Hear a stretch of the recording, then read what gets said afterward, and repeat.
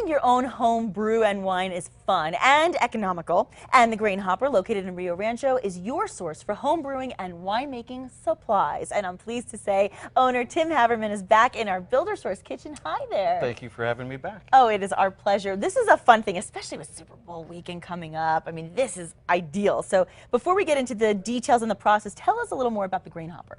Well, the Grain Hopper is a home brewing and winemaking store located in Rio Rancho. Yes.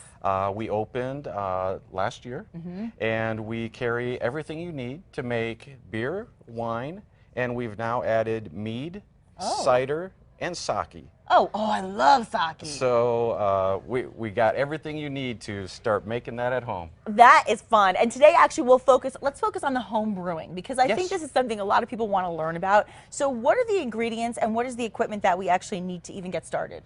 Well, the equipment is pretty much the same like it was with the wine. We need a couple of buckets for fermentation. But as far as the ingredients, beer is pretty much the same as you see right here as it's always been. Okay. I've really never seen how it's done. And this is actually an extract kit. This is what we really get beginners started with. Okay. So your main ingredients are water, which you would provide. We have a malt extract, which is actually malted grain that has 80% of the water evaporated out. So you just reconstitute that in water. You'll steep some grains, which will pull out the sugars and the colors for you.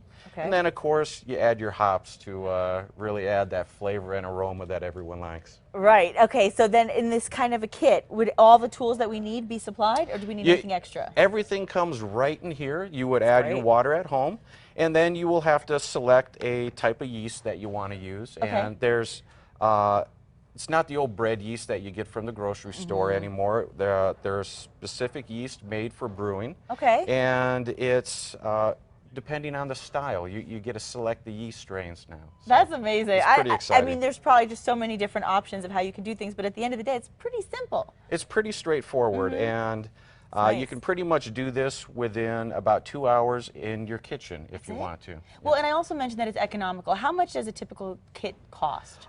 The actual ingredient kits themselves will range anywhere from $26 to maybe $38, and you make 5 gallons of beer. So essentially, oh my gosh, 2.5 cases of beer you'd get out of that. It's like your own very special happy hour. Absolutely.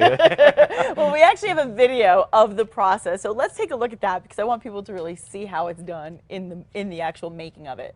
So tell us what we're watching here. So right here I'm pouring in our starter water into a brew kettle. And this, we're doing it out back of the store right now, but you can actually do this on your stove top. Your stove top will be able to do that. So we're pouring in our grains, and we'll basically steep these for 30 minutes to extract the colors and the flavors. So essentially you're making a tea, a grain tea here. I see. Yeah. So that's essentially what it'll look like. We have some grain particles, all that settles out at the end.